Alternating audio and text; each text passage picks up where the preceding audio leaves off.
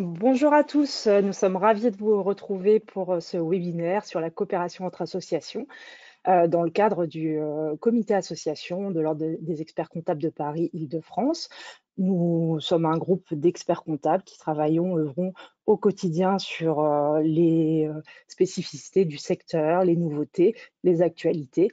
Et on n'est pas que des experts comptables, on a la chance d'avoir des personnes qui analysent autrement sur un autre aspect les particularités du secteur. Donc, j'ai la chance aujourd'hui d'animer avec Bénédicte et Ariel, qui sont des intervenantes autres qu'experts comptables qui vont se présenter tout de suite. Je vous laisse la parole, mesdames. Bonjour, je suis Ariel Bamberger, je suis coach en management associatif et j'interviens au cadre de l'ADEMA, qui est l'Association pour le développement du management associatif, dont l'objectif est de former les salariés et les bénévoles du secteur associatif pour les accompagner dans leur montée en compétences. Je passe la parole à Bénédicte.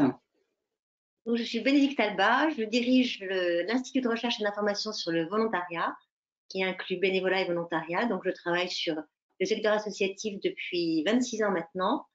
Et j'ai commencé à travailler à être associée au comité association de l'Ordre des experts comptables depuis 2017, date à laquelle Nora Vartanian présidait et Angélique Poupon vice-présidait. Voilà, donc je suis très contente de continuer cette coopération avec l'Ordre des experts comptables. Oui, je ne me suis pas présentée. Angélique Poupon, expert comptable et commissaire aux comptes, et donc spécialisée dans le secteur associatif. Et donc, on est toutes les trois membres du comité association. Donc, commençons le webinaire sur les sujets qui nous préoccupent tous, la coopération entre associations. Donc, on fera une petite introduction au sujet. On va voir pourquoi se rapprocher et coopérer, comment mettre en œuvre juridiquement cette coopération, avec après une mise en situation et l'exemple de la coopération européenne. Et on essaiera d'ouvrir le sujet ou en tout cas de vous donner les clés pour la réflexion sur la coopération.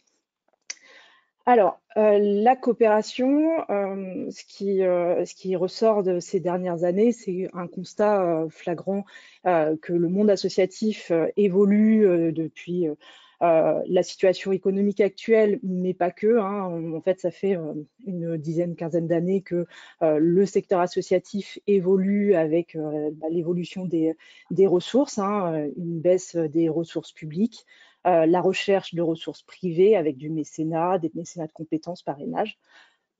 Donc, on a cette diminution des subventions publiques. Donc, en 2005, c'était majoritairement les ressources du secteur associatif. Et en 2022, on voit que le financement privé devient, sur certains cas, majoritaire. Bien sûr, la crise Covid a impacté les associations alors sur leurs ressources, mais aussi sur leur façon de travailler ou d'innover. Il y a vraiment dans ce secteur une résilience et une innovation forte. Et donc, on a vu que la coopération est devenue un vecteur de performance ou de recherche de solutions au niveau du secteur associatif. Donc,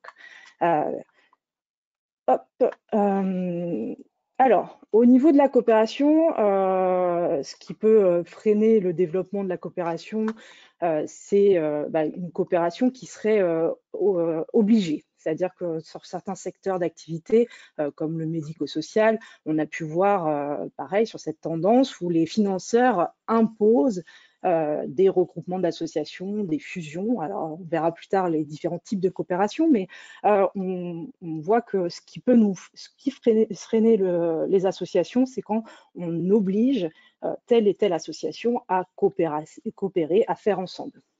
Donc, c'est pour ça que la petite phrase, la coopération qui ne peut pas être une injonction, c'est-à-dire que vraiment, il faut que les parties prenantes aient envie de travailler ensemble, se retrouvent autour d'un projet pour vraiment faire une coopération idéale. Alors, La coopération, c'est une notion difficile à définir, hein. On n'a pas de définition juridique pure, propre, adaptée, hein. On verra plus tard que, pareil, les groupements d'associations, il n'y a pas une forme juridique propre, mais ce qu'on peut essayer de donner comme définition, c'est que la coopération est une action de coopération à participer à une œuvre commune, collaboration, beaucoup de collaboration. Donc, en fait, la coopération, je pense, comme un mouvement collectif, le faire ensemble, et on peut voir dans la pratique qu'il y a différents degrés de coopération. Donc, faire avec, on sera sur de la coopération de moyens, faire ensemble sur de la coopération économique, on parlera plus de mutualisation, et faire corps, on sera sur de la coopération stratégique, on ira jusqu'à de la fusion. Donc, on a des démarches de coopération en fonction de motivation et de besoins identifiés. Chaque coopération répondra à vraiment un besoin, et en gros, il ne faut pas aller plus loin dans la coopération que ce qu'on est prêt à faire, sinon on risque d'avoir des difficultés. Donc, je vais laisser Ariel nous expliquer pourquoi se rapprocher et coopérer. Merci Angélique. Alors effectivement, pourquoi se rapprocher et coopérer? Eh bien, c'est Peter Drucker, qui est un homme qui a travaillé beaucoup dans le management, et notamment dans le management non-profit aux États-Unis, et comme toujours, ça nous est revenu après en Europe, qui a cette phrase magnifique: il n'y a rien de plus inutile que de faire avec efficacité quelque chose qui ne doit pas du tout être fait. Donc voilà, nous avons notre réponse. Pourquoi coopérer? Pour ne pas faire des choses inutiles. Il y a un certain nombre de situations dans lesquelles les associations sont amenées à se rapprocher et coopérer. Alors, cette liste n'est pas exhaustive, c'est juste pour illustrer, mais on a bien évidemment la similitude ou la complémentarité des projets associatifs. Si vous avez des projets associatifs qui se superposent ou qui sont complètement similaires, il est intéressant à un moment donné d'envisager une forme de rapprochement, voire ou de coopération. Crise de gouvernance est un cas qu'on rencontre fréquemment, surtout en ce moment auprès de nos élus administrateurs, où on est souvent en déficit. Et je pense à ces deux associations qui étaient dans le champ de la leucémie, sur des leucémies différentes, et qui avaient un problème pour une des associations à renouveler son poste de président. Donc, il a été intéressant pour eux à un moment donné d'évoquer un rapprochement avec une association similaire et de réfléchir non pas à mettre les deux projets associatifs en superposition, mais à les créer et à faire émerger un projet commun avec les deux gouvernances des deux associations antérieures qui ont fusionné et qui ont ensemble se sont mis au service de ce projet. Une autre situation, Angélique vient de nous l'évoquer, c'est l'injonction des financeurs. L'ARS souvent demande à des établissements médico-sociaux trop petits de fusionner. On a également la possibilité de mutualiser des locaux. On a des partages d'expertise. Je me rappelle de l'époque où Grégory Lemarchal est décédé, il avait la mucoviscidose, et l'association de lutte contre la mucoviscidose a eu à monter très très rapidement une opération de collecte de fonds en utilisant le média télévisuel. Elle s'est donc rapprochée de SIDAction, qui a mis au service de l'association de lutte contre la mucoviscidose ses compétences, ses connaissances, et qui a même été jusqu'à lui prêter son numéro d'appel. On a effectivement d'autres situations qui peuvent être les sous-traitances aux plus experts ou une mutualisation de bénévoles au moment de Noël, par exemple. On voit cette association qui s'appelle Magev, qui est la magie à l'hôpital, qui fait souvent appel à des associations de grandes écoles pour avoir des jeunes qui viennent aider à faire les paquets. On a un autre sujet qui est aussi intéressant et qui peut amener à un rapprochement, c'est quand vous faites une formation.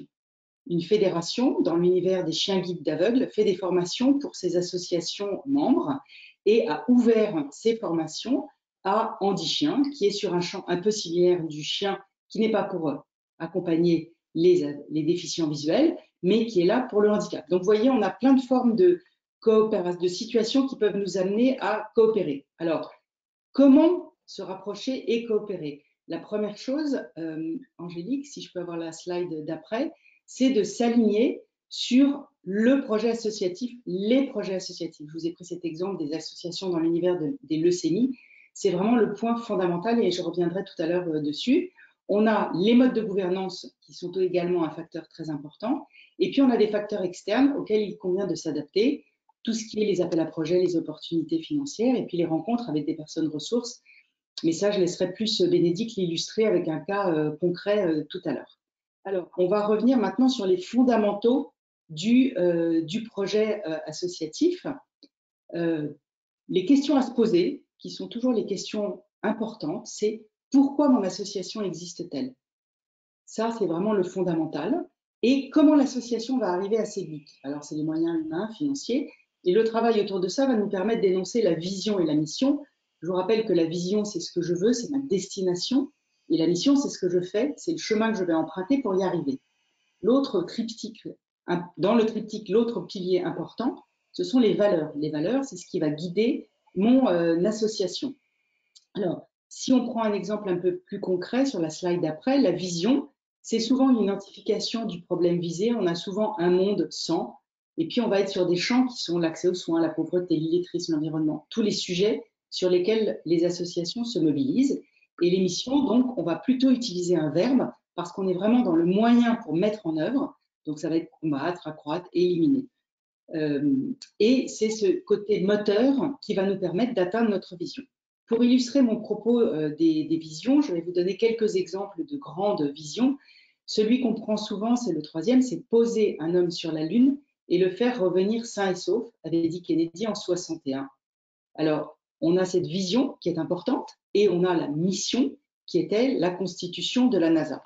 Pourquoi je prends ce temps pour parler de la vision et de la mission? C'est que si des associations doivent se rapprocher et coopérer, il est important qu'elles soient en phase vraiment sur ces sujets. En faisant bien attention, je vais l'illustrer avec deux cas différents. Une cause qui a des missions différentes, et donc la lutte contre le sida, on le voit, plusieurs associations interviennent dans le champ de la lutte contre le sida.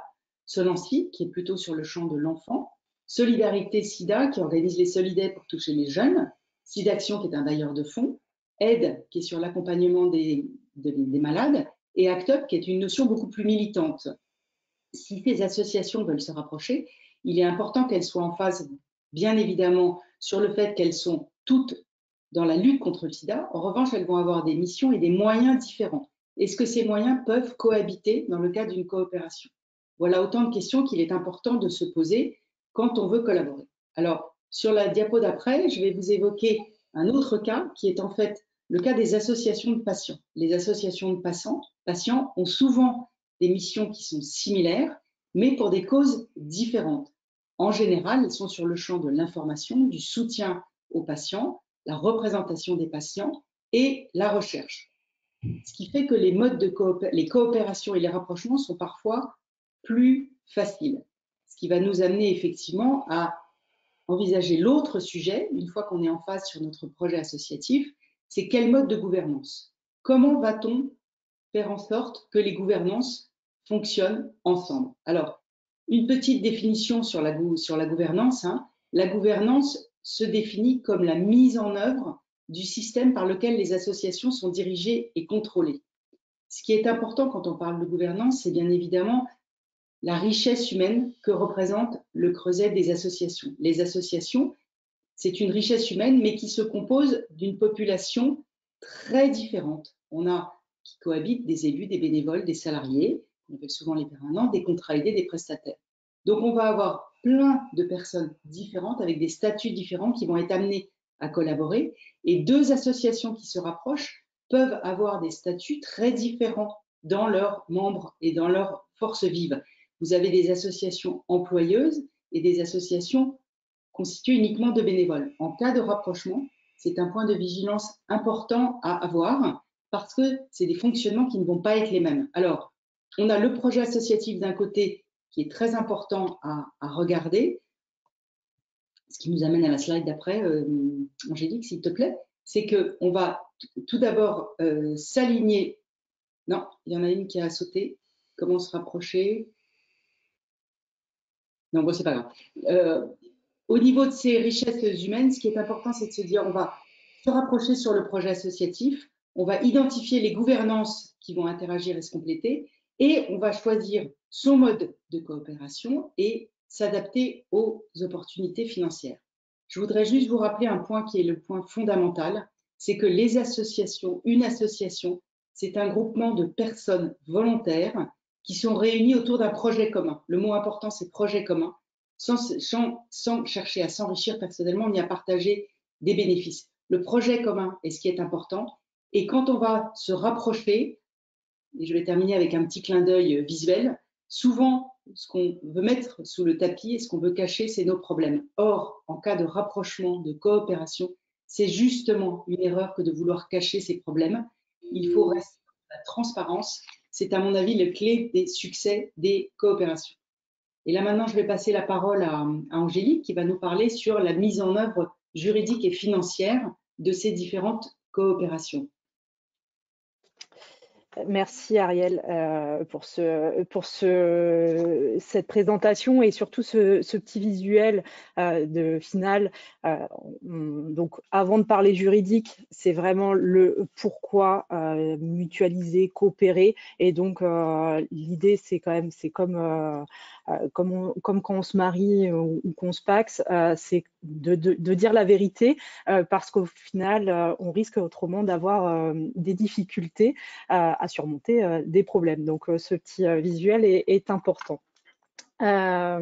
Donc, comment mettre en œuvre juridiquement la coopération? On est bien d'accord qu'il faut donc avoir une réflexion en amont. C'est vraiment primordial pour cerner les attendus ainsi que les moyens mis en œuvre. Ça ne sert à rien d'aller se dire on va fusionner, on va faire un consortium, enfin lever plein d'outils juridiques sans avoir vu en amont, donc toute la réflexion d'Ariel, le pourquoi, qu'est-ce que je vais faire et est-ce que j'ai envie de le faire et comment. D'accord, donc ça c'est vraiment primordial. Donc, au niveau juridique et financier, bien sûr, la coopération va entraîner différentes contraintes ou solutions. Donc, on cerne par rapport aux objectifs recherchés les moyens qu'on va mettre en œuvre. Donc, quand on parle de coopération, on emploie souvent le terme de mutualisation, qui est une des composantes de la coopération. Le terme mutualisé décrit une forme volontaire de prévoyance par lequel les membres d'un groupe, moyennant le seul paiement d'une cotisation, assurent réciproquement contre certains risques ou se promettent certaines prestations. Donc ça, c'est vraiment une petite définition globale de la partie mutualisation. À l'origine, inventée pour partager des risques, l'usage actuel l'associe plus volontiers au partage des coûts. Donc, on voit qu'au fil du temps, une façon une des composantes de la coopération a évolué et donc sur de la mutualisation, on est plus vraiment avec une notion de partage de coûts. Donc, le petit schéma vous montre différents modes de coopération. La coopération, elle peut prendre différentes formes, donc allant de la coopération contractuelle, ponctuelle, limitée, donc c'est une convention pour juste une chose, jusqu'à quand on va jusqu'au bout, à la fusion, donc l'intégration de toutes les activités. Donc vraiment, c'est toute une façon différente de coopérer, mais elles sont toutes juridiquement faisables et répondent à des besoins très précis. Donc, les objectifs, les enjeux. Donc, c'est pour ça qu'on évalue en amont ce qu'on souhaite faire. Donc, si on déroule un petit peu les modes de coopération les plus courantes ou en tout cas les plus connus, donc on a des GIE, des GIP, donc c'est des groupements qui recherchent des économies et de l'efficience. On a des GCS, des GCSMS, alors désolé pour les termes, donc c'est des groupements médico-social, les GCSMS. Donc en fait, je vous ai dit qu'il n'y avait pas de forme juridique unique définissant le groupement, mais par contre, il y a des groupements, des formes juridiques qui ont été créées par rapport aux besoins et surtout aux attentes notamment de financeurs. Là, on est sur le médico-social, donc on est sur une recherche de complémentarité. On a autrement, en termes de coopération, des consortiums, donc là, on est sur une recherche d'économie, mais mais aussi de complémentarité au niveau des actions. Et on a autrement, je vous ai indiqué, la fusion, donc l'intégration de toutes les activités. Alors, parallèlement, entre deux, on peut en avoir d'autres, hein. La liste pourrait être longue, mais on a essayé de vous placer les différentes sortes les plus courantes. Donc, un petit tableau pour voir les différentes formes de coopération, ce que ça entraîne techniquement et comment on les met en œuvre. Est-ce que c'est plus ou moins compliqué?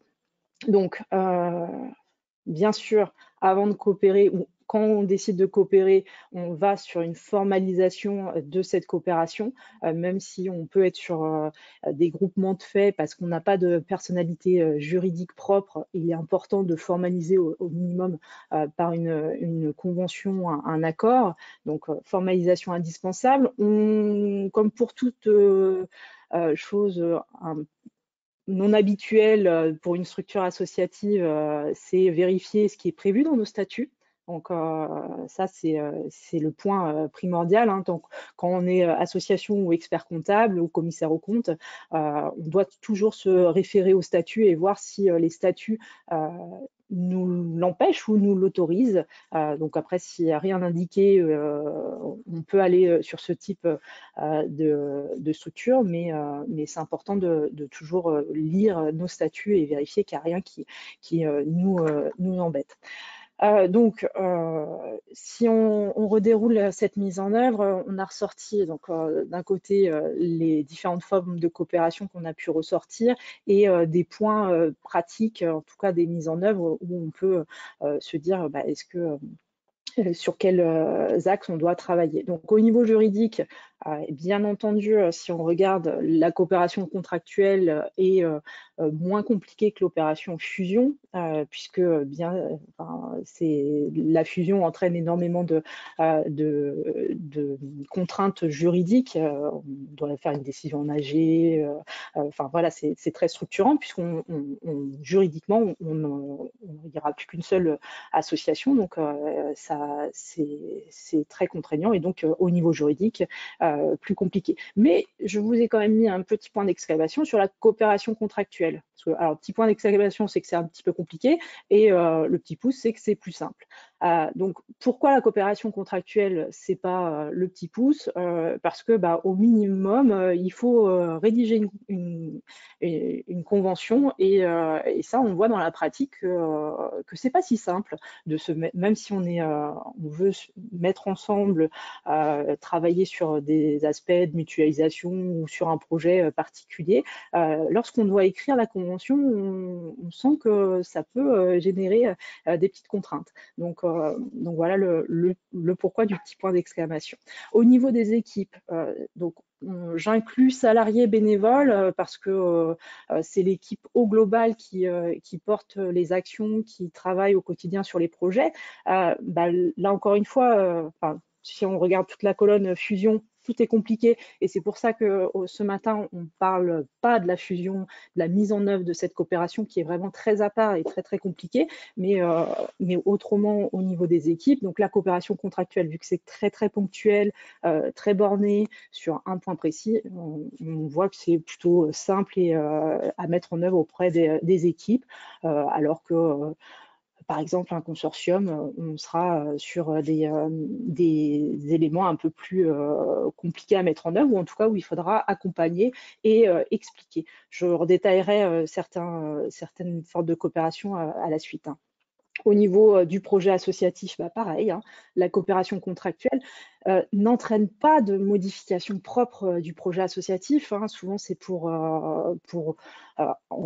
faire notre projet associatif ou une recherche de mutualisation de coûts, mais on ne modifie pas notre façon de mettre en œuvre, de voir les choses.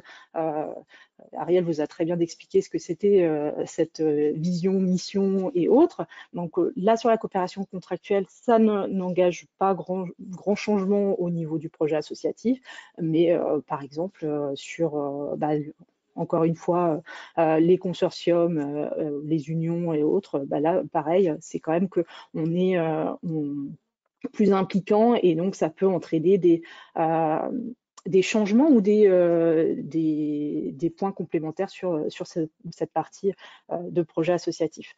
Sur la gouvernance, pareil, vous avez vu, hein, contractuellement, la coopération contractuelle est le plus simple, à part sur le juridique et sur l'organisation, mais le reste, ça reste plutôt simple à mettre en œuvre.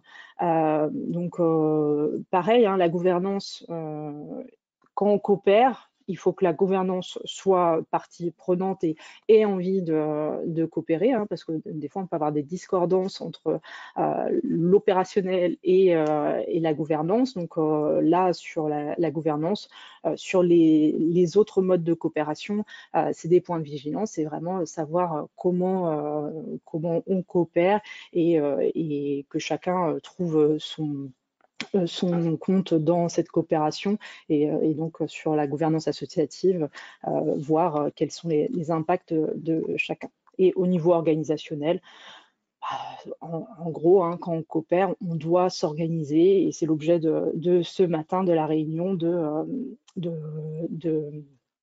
s'organiser, de structurer pour au final faire une coopération réussie. Alors, un petit peu en détail quand même, parce que là, on était sur des grands principes. La coopération contractuelle. Donc, comme je vous l'ai expliqué, alors, on peut parler de convention de partenariat, de mutualisation. Les termes sont divers et variés. Ils sont tous très bons et là-dedans, nous, on englobe la coopération contractuelle. Je vous ai dit que juridiquement, c'est important d'avoir une convention. Donc, le point fondamental, c'est cette rédaction d'une convention. Donc, il n'y a pas de modèle type ou de convention déjà préécrit, hein. Par contre, nous, ce qu'on préconise, ce qui est important, c'est que dans cette convention, déjà, on explique l'objet de la convention, hein. Donc, qu'est-ce qu'on va mutualiser, pourquoi, les relations entre parties. Donc, pareil, qui porte l'action, qui porte la mutualisation, l'engagement des parties réciproques et communs. Donc, point important, hein, c'est on met ensemble, mais d'accord, c'est un premier point, mais qui doit faire quoi, comment, les dispositions financières. Souvent, quand on mutualise ou qu'on a un partenariat, il y a un objectif quand même de financier, au minimum rester à prix coûtant ou en tout cas ne pas perdre de l'argent. Donc les dispositions financières sont importantes, hein, même quand c'est une mutualisation à titre gratuit, c'est juste mettre ensemble sans apporter de ressources financières de autres, il faut le préciser. La durée de la convention, donc important de borner cette mutualisation. Enfin, on peut après prévoir une durée d'1 an et renouvelable, moindre, enfin une durée sur l'action. Donc, il faut vraiment définir qu'est-ce qu'on mutualise et sur quelle durée. Les effets. Alors, les conditions de facturation et de règlement, ça va en lien avec les dispositions financières. Et point important, modification, rupture anticipée de la convention, conséquences pour les parties, puisque comme on l'a dit, une coopération, si elle est bien travaillée en amont, on a envie de coopérer. Après, on peut, au final, avec la mise en œuvre, avoir des difficultés. Donc, c'est important de prévoir le cadre de sortie, puisqu'en fait, c'est un contrat. Hein. Donc, dans quelles conditions, si on ne veut plus travailler ensemble, dans quelles conditions on peut le mettre en œuvre, hein, et les conséquences pour les parties. Et bien sûr, droit applicable et litige, parce que ça peut arriver qu'on soit dans des situations un petit peu compliquées.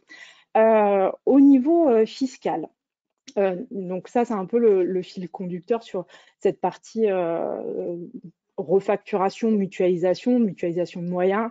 Donc les choses sont en train de changer, ou en tout cas, on attend aussi des précisions sur la notion de groupe TVA. Mais depuis, si on refacture des services, on doit voir est-ce que ça rentre dans du champ lucratif ou non lucratif, même si on refacture à prix coûtant. on est sur certaines prestations sur quand même du concurrentiel. Donc, il va falloir analyser est-ce qu'on va devoir soumettre à TVA aux impôts commerciaux ou pas. Donc, depuis le 1er janvier 2022, les exonérations en faveur de certaines activités, donc maintenant que d'intérêt général, on peut bénéficier d'exonérations sur les services si remplissent 3 conditions. La qualité du client, l'utilisation qui est faite du service et du mode de rémunération et le coût exact des dépenses afférentes au service rendu, donc à l'euro. Par contre, donc, ce qu'il faut voir sur ce 261 bis du CGI, c'est qu'on est sur une refacturation descendante, pardon. Donc, c'est quand on est dans un groupement caractérisé ou de fait, donc c'est vraiment la tête de file qui refacture. Là, on peut peut-être entrer dans ce cadre-là, ou autrement, si c'est du ascendant ou entre membres, on ne bénéficiera pas de l'exonération et donc on serait soumis, enfin en tout cas nos refacturations rentreraient dans la franchise, dans le seuil des 73 518 € de ressources lucratives. Donc ça, c'est des points importants. Il faut analyser ces refacturations, travailler. Donc, alors si vous êtes association, travaillez avec votre expert comptable pour voir où ça se situe, parce que si on refacture, mais que y en a un qui doit mettre à TVA, l'autre ne peut pas déduire TVA, ça peut avoir quand même un impact significatif. Et donc, si on remet du 20%, ça peut coûter plus cher. Et donc, c'est important de structurer. Et je vous dis, sur la partie groupe de TVA, c'est applicable depuis le 1er janvier 2023. Donc, on est en train de revoir et donc, je pense que votre expert comptable pourra vous conseiller ou vous sécuriser sur cette notion de TVA. Donc, le focus sur la mutualisation personnelle, donc ça, c'est un point important. Donc, qui peut être dans la mutualisation contractuelle précédente, hein, mais il ne faut pas oublier que quand on prête qu'on mutualise du personnel, on rentre dans du prêt de main-d'œuvre à but non lucratif. Il faut une formalisation et ça, c'est primordial.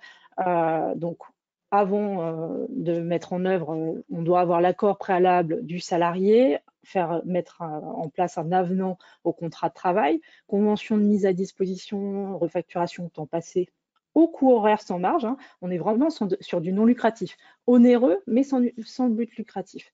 Et éventuellement, consulter les représentants du personnel de la structure prêteuse et utilisatrice ou des CSE.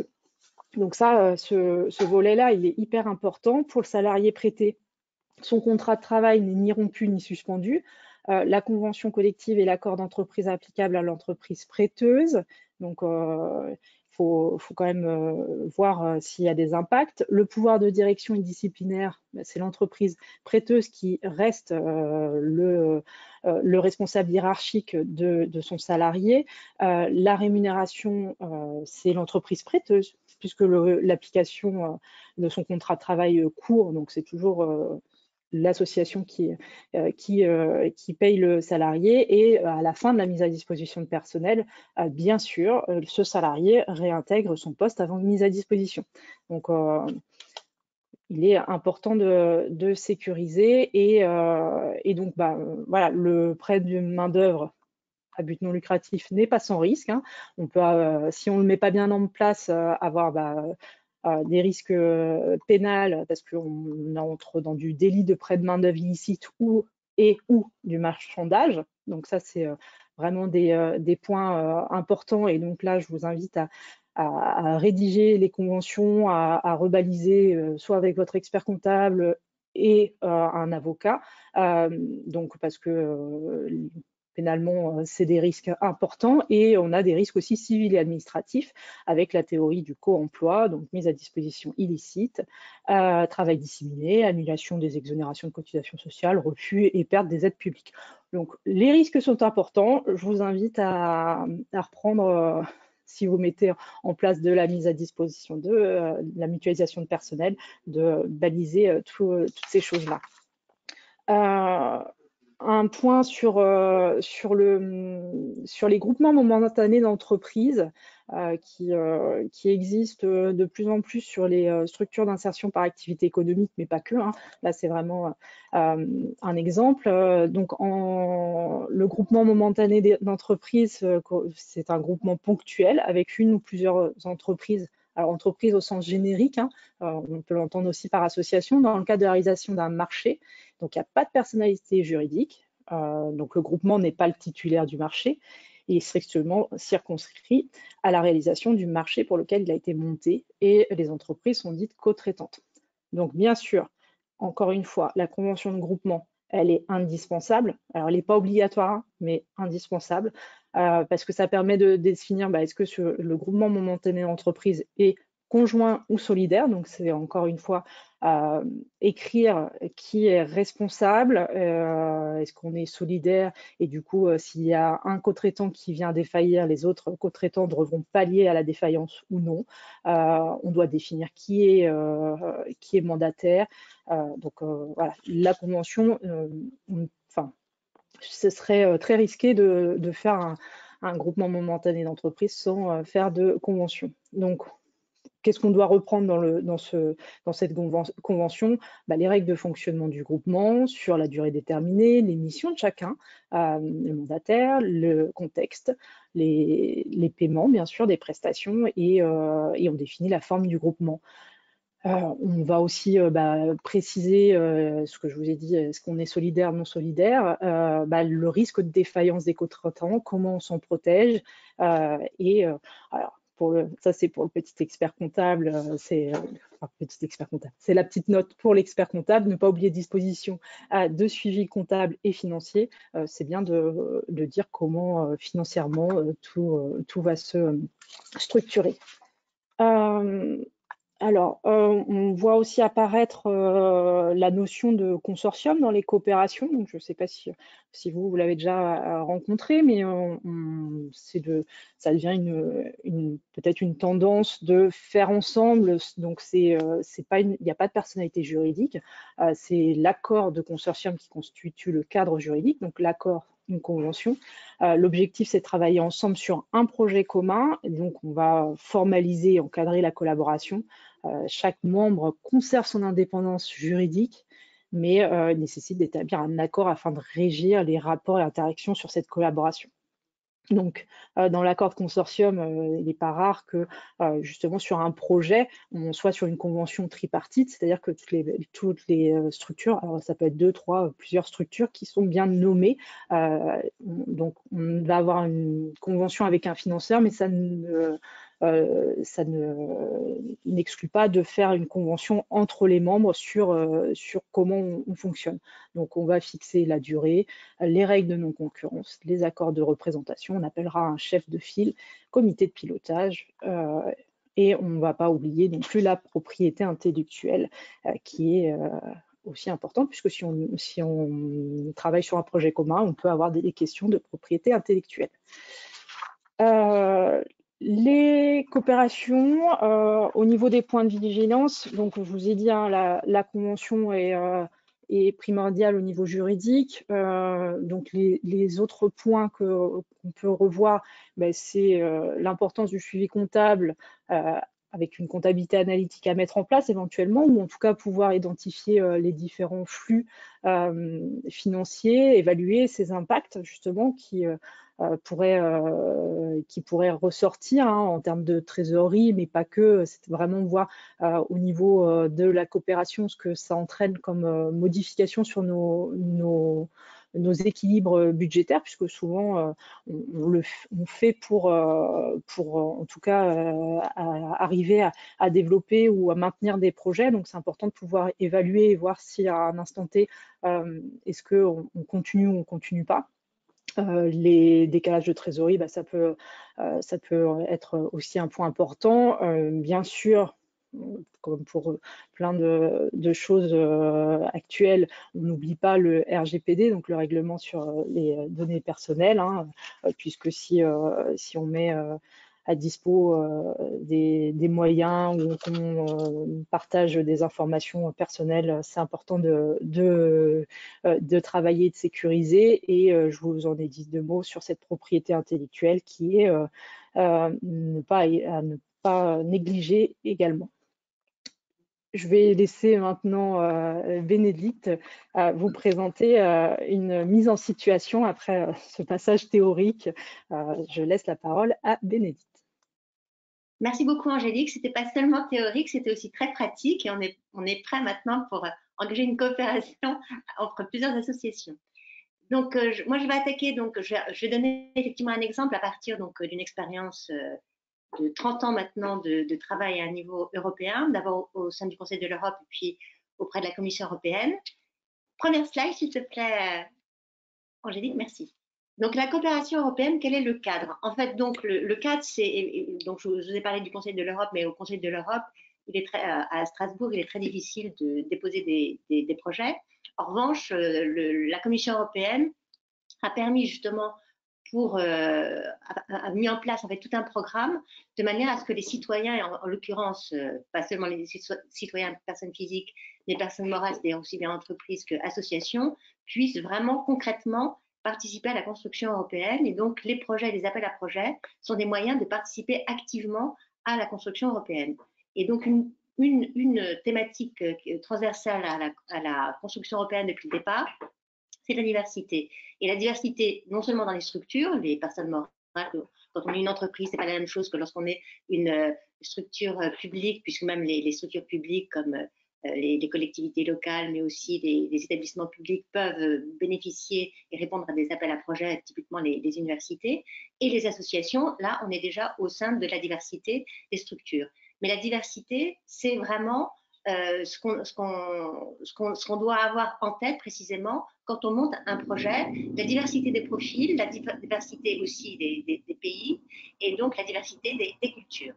Donc le terme est assez polysémique puisqu'on parle de diversité des genres et depuis le départ on sait très bien qu'il y a cette directive, enfin en tout cas qui est passée en 2000 avec l'égalité homme-femme, et diversité également des origines ethniques et respect surtout des origines ethniques avec cette grande directive contre le racisme, des religions, des orientations sexuelles. Donc la diversité est effectivement transversale et à chaque fois qu'on dépose un projet européen, on a bien en tête précisément que peu ou prou, on participe justement à la lutte contre les discriminations, qui est la face obscure, négative de la diversité, puisque la diversité, c'est la face lumineuse, et les discriminations qui existent concrètement dans les sociétés, les pays européens et sur le marché du travail en particulier, sont effectivement les alertes, comme le terme qu'a utilisé Angélique, justement, qui doivent nous attirer notre attention. Donc, quelques citations pour montrer cette diversité culturelle, pas uniquement européenne, puisque là, ma première citation est d'Extrême-Orient. Trop loin à l'est, c'est l'ouest, c'est là au-dessus, c'est-à-dire que finalement, plus on avance et plus on change la perspective. Donc, par exemple, quand on est en Chine, l'ouest n'a pas la même signification, l'est et l'ouest n'a pas la même signification, donc c'est toujours important de savoir d'où on est et quel est effectivement le contexte. Et précisément, dans un projet européen, la première des choses, c'est de dire à partir d'où on parle. Et une association va avoir effectivement une manière de voir les choses un petit peu différente d'un établissement public ou d'une entreprise. Et quand on est une association, typiquement en Pologne en ce moment, et qu'on défend par exemple le droit des femmes ou le droit de la communauté LGBT, c'est pas tout à fait la même chose et le combat est beaucoup plus présent et on comprend beaucoup mieux ce qui est en jeu, étant donné que les droits, effectivement, en l'occurrence de la communauté LGBT, est directement menacée et attaquée avec ces fameuses zones anti-LGBT qui ont été développées à tort et qui causent à la Pologne en ce moment beaucoup de problèmes et de rappels à l'ordre de la Commission européenne. Autre chose, évidemment, ce n'est pas seulement l'Extrême-Orient pour l'Europe, mais c'est l'Afrique. On a effectivement tout un passé, beaucoup de pays européens ont un passé commun avec l'Afrique. Et donc, je voulais citer cette phrase de Amadou Hampâté-Bâ, pardon. Il n'y a pas une Afrique, il n'y a pas un homme africain, il n'y a pas une tradition africaine valable pour toutes les religions et toutes les ethnies. Et précisément, souvent, une des causes de la discrimination, c'est de considérer que il y a un homme asiatique, il y a un homme africain, ou il y a un homme américain, de mettre tout le monde exactement dans le même sac et de leur coller effectivement tous les clichés et les stéréotypes qui peuvent exister. Et donc, un des grands principes européens, c'est précisément l'universalisme et de dire que peu importe le pays où on est né, peu importe sa culture, peu importe sa religion, peu importe son genre, on doit être traité de la même manière. C'est l'égalité des chances qui est vraiment un volet indispensable et tout à fait associé à cette notion de diversité. Une autre citation, cette fois-ci d'Aaron Appelfeld, qui est né en Roumanie, donc la famille... Ah, on ne voit plus ma présentation. Voilà.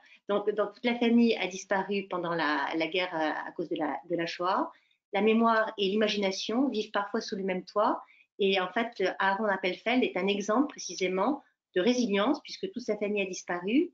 Pendant la guerre, il a échappé par miracle à la persécution et à l'extermination. Et il a émigré en Israël et est devenu un des premiers écrivains en langue hébreu. Donc, on voit aussi que cette diversité européenne est étroitement liée à notre passé commun en Europe, qui est notre passé et le fait qu'on ne veuille pas répéter ce qui s'est passé pendant la guerre. Une dernière citation maintenant, puisque je parlais tout à l'heure de l'Afrique, plutôt de l'Afrique subsaharienne, et l'Afrique du Nord, avec lesquelles aussi on a des relations très, très privilégiées, en particulier en France. Et donc là, c'est une citation de Kamel Daoud, donc cet écrivain algérien. Dans l'histoire de l'humanité, on est obligé de reprendre le combat qu'ont mené nos aînés et leurs aînés avant eux. Et il a beaucoup réfléchi. Il y a une exposition très intéressante qui s'est passée, qui a été proposée à l'Institut du monde arabe, justement pour réfléchir sur notre passé commun et cette identité, enfin ces blessures mémorielles qu'on peut avoir entre pays et en particulier autour de la Méditerranée. Le cadre culturel étant posé et les grands principes étant posés, donc concrètement la coopération européenne en pratique. Donc, ce que je vais aborder ici, ce sont les projets européens, c'est-à-dire les programmes Erasmus+.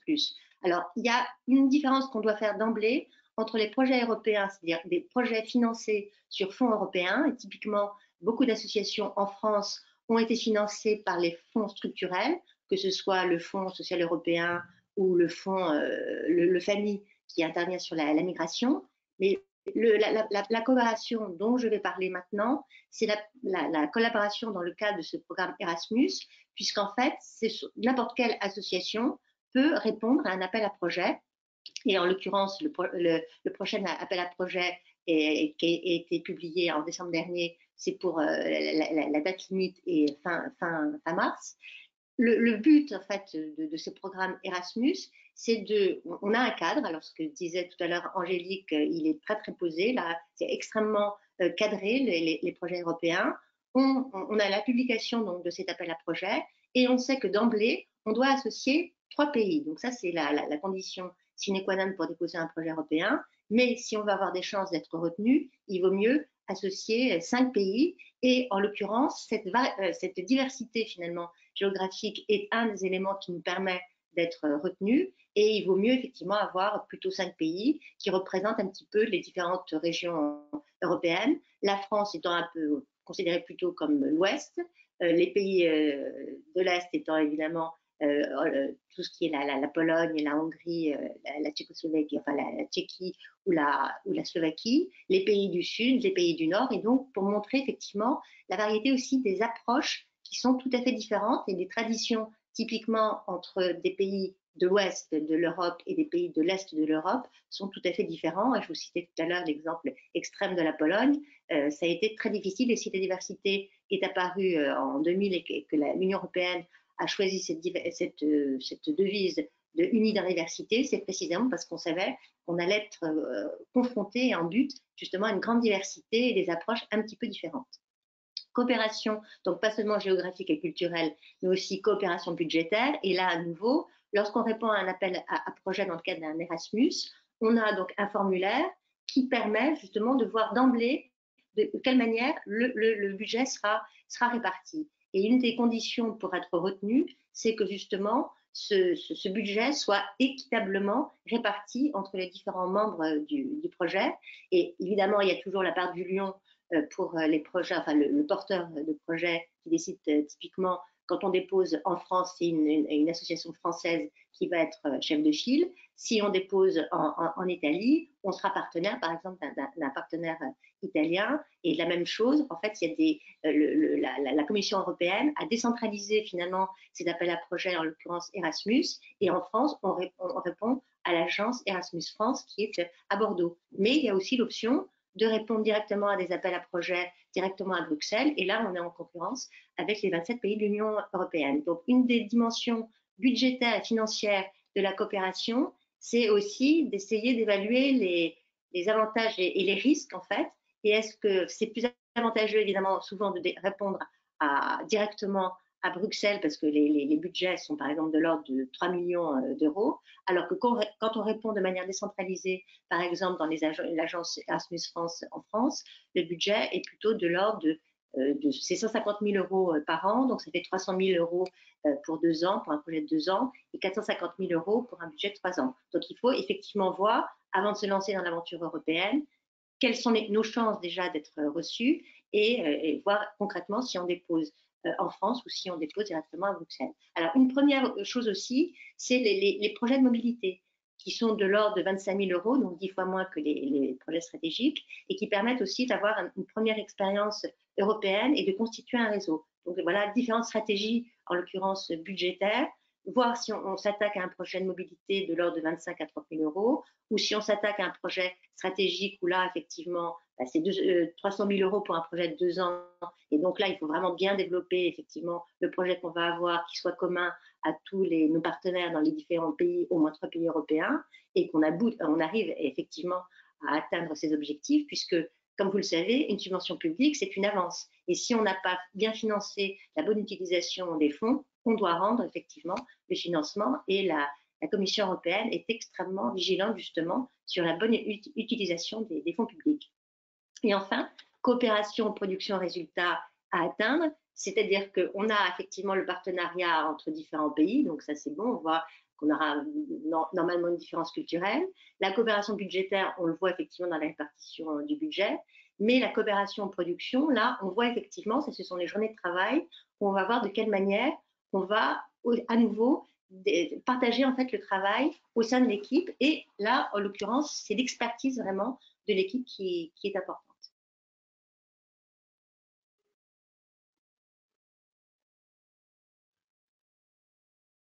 Alors, la coopération européenne, la négociation. Alors, une fois qu'on a déposé son projet et qu'on est reçu, il y a une négociation. Avant effectivement d'être reçu, on négocie, c'est-à-dire qu'on va voir concrètement de quelle manière la tâche en fait va être répartie. Donc, ce que je vous expliquais, c'est que un des grandes notions, en fait, un des points pour être retenu, c'est précisément de voir la diversité aussi des profils et que chacun apporte une expertise différente et qui soit complémentaire et qui soit aussi légitime, évidemment, dans le champ qui est déposé. Typiquement, quand on dépose un projet sur la lutte contre l'échec scolaire, il vaut mieux avoir effectivement dans l'équipe des gens qui ont travaillé justement sur cette thématique, que ce soit des universités, que ce soit une école, que ce soit des pédagogues ou des éducateurs au sens large, et qui ont travaillé concrètement avec des enseignants ou avec des jeunes ou des enfants, des écoliers. Voilà. Donc la préparation est essentielle à la fois pour voir quelle est la complémentarité de nos expertises, de quelle manière on va coopérer concrètement pendant tout le projet et qui va faire quoi, et donc la répartition des tâches, la répartition des expertises, la répartition des tâches, et concrètement, est-ce que c'est faisable, est-ce que c'est jouable, et est-ce qu'on n'est pas trop ambitieux, et de la même manière, il faut l'être suffisamment pour faire rêver et être surtout convaincant vis-à-vis des évaluateurs. Alors la négociation n'a pas lieu seulement avant le projet et une fois qu'il est accepté, la négociation elle a lieu pendant tout le projet. Et typiquement, si le formulaire qui a été accepté est vraiment la feuille de route, et ce que disait tout à l'heure Angélique sur la convention qui est extrêmement importante, on signe aussi des conventions, enfin des sous-contrats. Il y a un contrat principal qui est signé entre le porteur du projet, en fait, la personne qui sera responsable vis-à-vis de la Commission européenne, donc qui est vraiment très lourd. Et là, il y a vraiment une convention qui fait souvent une trentaine, voire une quarantaine de pages, où tout est prévu avec des annexes. et en particulier des annexes financières qui sont extrêmement exigeantes. Mais donc après, le porteur de projet va développer des sous-contrats, proposer des sous-contrats avec chacun des membres du partenariat. Et là, évidemment, les objectifs principaux sont les mêmes que dans le contrat principal, mais dans les sous-contrats, il y a aussi des choses, par exemple les échéances de paiement en fonction des objectifs atteints, et quelles sont effectivement, en cas de problème, quelles sont les procédures mises en œuvre pour éventuellement forcer un partenaire qui n'a pas respecté sa feuille de route effectivement la respecter. Mais inversement, dans un projet, c'est pas un rapport de vassaux, entre suzerains et vassaux. La règle au sein d'un projet, c'est qu'il y a une collaboration et que l'esprit doit être collaboratif, c'est-à-dire qu'on n'a pas une organisation verticale des choses. Et c'est absolument, ça doit être horizontal pour marcher, ça doit être parfaitement collaboratif. On a cette feuille de route et la répartition, et c'est pas le porteur de projet qui doit changer tout et avoir le dernier mot sur tout. Concrètement, quand on a partagé, par exemple, on a 3 résultats à atteindre, un premier résultat qui est par exemple porté par le porteur de projet, le deuxième résultat par une autre structure et un troisième résultat par une troisième structure, il faut que le chef de projet, enfin, le porteur de projet du global, doivent respecter la responsabilité et surtout l'initiative de chacun des autres partenaires et ne doit pas imposer sa loi. Et ça, malheureusement, c'est ce qu'on voit et qu'on constate parfois. Et souvent, cette manière de faire au sein d'un projet est très révélatrice finalement de la structure qui a déposé. Et j'ai eu des expériences un petit peu difficiles avec des universités, en l'occurrence, universités françaises, universités italiennes aussi, qui ont une structure, une manière de fonctionner parfaitement verticale et qui considèrent que, puisque c'est eux qui ont déposé le projet, ils peuvent imposer finalement leur manière de faire et leur loi finalement aux autres partenaires, et c'est absolument pas l'esprit d'un projet. Donc ça, il faut bien l'avoir en tête, ce respect finalement du projet et des engagements de chacun. Et enfin, la négociation après le projet. Et là, quelle utilisation va être faite du projet? Et là, concrètement, c'est l'engagement de pérennité du projet, ce qu'on appelle sustainability en anglais, où lorsque on est financé par exemple pour 2 ans et on s'engage dans les 5 ans qui suivent la fin du projet à défendre le projet, à diffuser surtout les résultats du projet. Et c'est pour ça que la stratégie de diffusion et surtout d'association d'acteurs clés sur le terrain est si importante dans les projets pour ne pas justement qu'un projet financé sur 2 ans s'arrête au bout de 2 ans. Et on sait que si pendant 5 ans, on s'engage à promouvoir le projet, on a beaucoup plus de chances finalement que les résultats soient vraiment utilisés et touchent finalement la cible qu'on avait en tête depuis le début. Et on peut par exemple, typiquement, avoir un audit pendant ces 5 ans qui suivent la fin du projet. Donc il faut être extrêmement vigilant là-dessus. Alors, donc la coopération, quelles sont les principales difficultés que j'ai un petit peu évoquées? Alors, les différences culturelles sont, évidemment, il faut bien l'avoir en tête. Mais finalement, ce n'est pas tellement les différences entre pays, comme je vous l'expliquais. J'ai eu les mêmes problèmes finalement avec l'université française qu'avec l'université italienne. C'est plus dans le mode d'organisation de ces structures qui ont déposé et qui ont leur propre mode de fonctionnement. Et typiquement, ce qui est vraiment patent, c'est l'opposition au sein de l'université entre le personnel administratif et le personnel enseignant. Et là, finalement, on a cette espèce de lutte de pouvoir au sein de la structure qui fait qu'il y a une espèce de cacophonie, une confusion qui est tout à fait préjudiciable à la bonne organisation, par exemple, d'un projet. Donc là, la différence culturelle, elle est liée non pas au pays, mais à l'institution et l'organisation qui a déposé. Donc là, il faut être extrêmement vigilant là-dessus. Différences linguistiques, évidemment. Alors, ce qui est drôle, c'est que maintenant, on n'a plus d'anglais, puisque le Royaume-Uni est parti, mais on travaille toujours en anglais.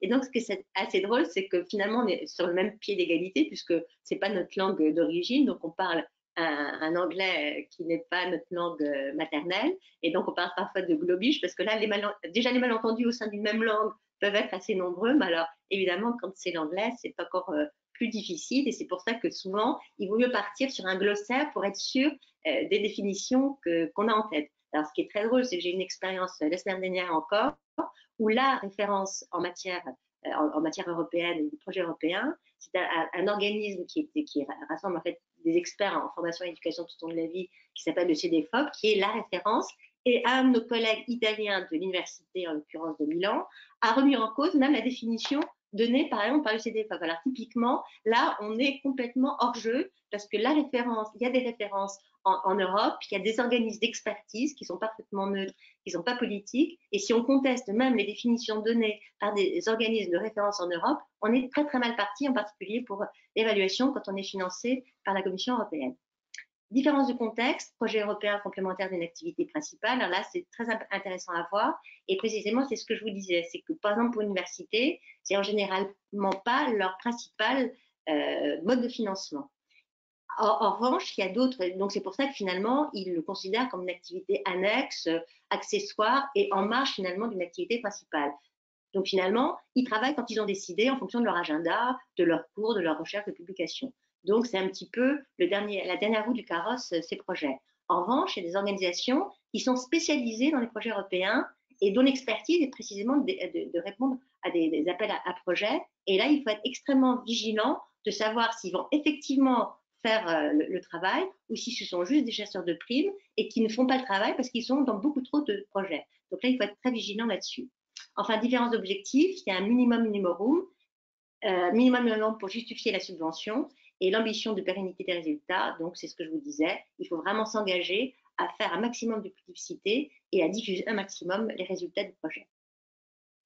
Alors, quelques inquiétudes. Donc, l'Europe est en plein changement. La coopération entre les pays est de plus en plus essentielle. Pourtant, il y a vraiment des grandes dissensions. Et en l'occurrence, on voit qu'entre États, il y a quelquefois des grosses tensions et même des bisbilles. Et le défi existentiel pour l'Union européenne à l'heure actuelle, c'est qu'aucune institution n'est éternelle et que c'est de plus en plus difficile d'accéder à la manne européenne et qu'il faut effectivement voir quel sera effectivement l'avenir de ces projets européens. Et enfin, pour terminer, l'optimisme.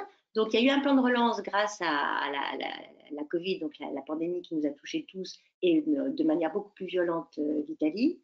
Donc là, la Commission européenne est en pleine négociation avec les différents pays. Et ce qui est très intéressant, c'est que précisément, ils ont plus ou moins dit à la Pologne et la Hongrie, dont les régimes sont parfaitement contraires à l'esprit européen, que s'ils veulent bénéficier de la subvention européenne et du plan de relance, ils doivent respecter nos valeurs européennes. Et il y a eu un rappel à l'ordre. Et ça, c'est extrêmement important. C'est que la construction européenne, effectivement, a une dimension économique qui est évidente, l'intégration, effectivement, de toutes les économies, mais elle est basée sur des valeurs et donc sur une approche politique. Et donc ça, il fallait effectivement bien le rappeler. Et enfin, dernière chose, l'effet Europe, Brussels Effect, c'est que le marché européen est le premier marché sauvable au monde par sa taille, son pouvoir d'achat et le respect surtout des règles. Et donc, des entreprises et même des multinationales qui sont extrêmement intéressées, bien sûr, par ce marché qui est extrêmement intéressant, non seulement parce que par le pouvoir d'achat, mais parce qu'on sait que lorsqu'on investit en Europe, on va respecter votre investissement et que vous allez pouvoir récupérer votre investissement, contrairement à des régimes autoritaires où c'est le fait du prince et subitement on investit et on vous supprime tout et on vous spoilie totalement et on prend carrément votre entreprise et vous n'avez plus aucun droit. C'est effectivement le Brussels Effect fait que comme on est vraiment une espèce d'espace de respect des lois et des droits et où on peut vraiment développer beaucoup de choses de manière économique, ça permet effectivement à des gens qui veulent travailler en Europe, enfin on peut imposer indirectement à ces entreprises venues de pays qui ne sont pas toujours très démocratiques et qui veulent travailler en Europe, de respecter effectivement la loi européenne et l'esprit européen. Merci Bénédicte.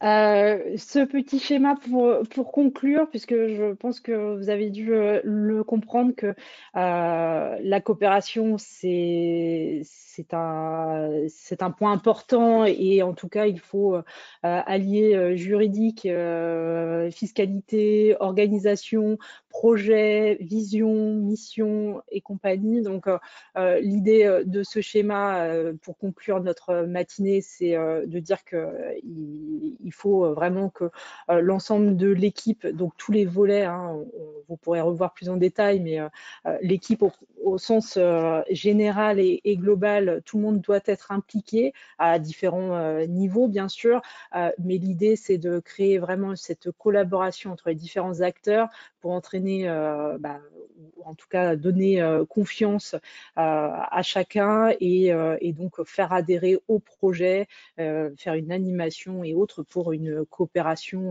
réussie. Voilà.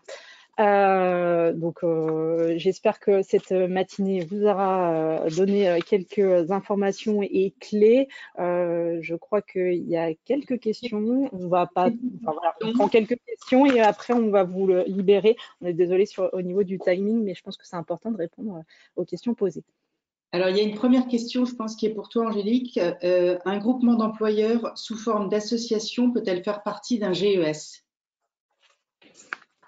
Alors, le GES, c'est donc pour ceux qui ne le savent pas, c'est un groupement économique solidaire. Donc, pour moi, si c'est sous forme associative, je ne vois pas pourquoi il ne pourrait pas être intégré. Donc, après, sur ces parties GES, il y a des études vraiment bien détaillées pour aller plus loin. Mais si on est sur, enfin voilà, même si c'est un groupement d'employeurs, à partir du moment où il est sous format associative, il rentre dans le côté solidaire et il devrait pouvoir rentrer dans ce GES. Il y a une autre question de Muriel. Quelle est la différence majeure entre la coopération contractuelle et le consortium en matière de coopération?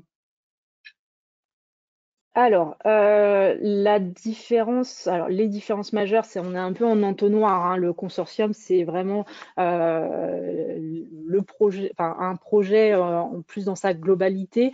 La grosse différence, c'est que au niveau du consortium, les financeurs sont au courant de cette coopération, alors qu'une coopération contractuelle peut être faite entre associations sans que les financeurs ne soient informés et visés.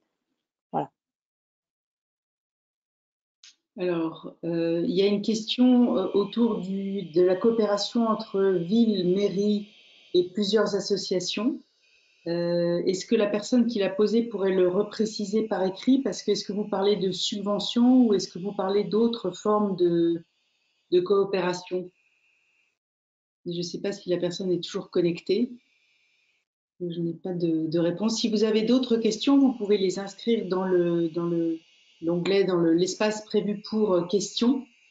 Peut-être qu'en fait, parfois, les villes imposent, c'est ce que disait tout à l'heure Angélique, à des associations de coopérer précisément parce qu'elles interviennent dans le même champ et qui puissent se partager finalement le marché public, entre guillemets, étant donné qu'ils sont complémentaires. Et donc, pour ne pas faire jouer la concurrence, mais au contraire la complémentarité sur le territoire de la ville, ils demandent à des associations de travailler ensemble et de déposer ensemble. Ça m'est arrivé, par exemple, avec une association qui intervenait dans le champ de la migration et elle avait associé deux autres associations. On avait répondu à un appel à projet justement de la région sur un programme de formation de femmes migrantes. Donc là, c'est typiquement une chose, bon là c'était la région, mais je pense que les villes aussi proposent et sont très ouverts justement à la coopération entre associations de manière à ne pas faire jouer la concurrence et que les associations s'entendent. Ce qui serait bien, c'est que si la personne est toujours connectée, c'est qu'elle nous reprécise et qu'on lui apporte une réponse à la suite du webinaire, puisque en effet, si c'est entre la ville et une association, on est plutôt sur une subvention et si par contre c'est la ville qui impose de travailler ensemble, ça peut prendre différentes formes. Donc là, malheureusement, on ne comprend pas exactement le sens de la question. Donc, si la question peut être précisée, on apportera les réponses par la suite. On a, je crois, fini le tour des questions et il est 10h38, donc on va peut-être vous remercier, enfin on va vous remercier, ça c'est sûr, pour votre attention. Ravi d'avoir pu présenter ce webinaire et ce sujet si important. Mesdames, si vous voulez donner un petit mot de la fin également, et sinon on va rendre l'antenne. En tout cas, merci beaucoup Angélique pour ta présentation qui était effectivement très costaud et tu as eu en plus en main. C'est toi qui as tout à fait bien orchestré notre coopération puisque nous avons trois profils différents. Ariel est coach, je suis économiste et tu es expert comptable. Voilà un bon exemple de coopération d'experts. Nous allons terminer avec ce joli mot de la fin, coopérer entre experts, coopérer entre personnes qui ont des mêmes valeurs. C'est toujours gage de succès. Merci à tous.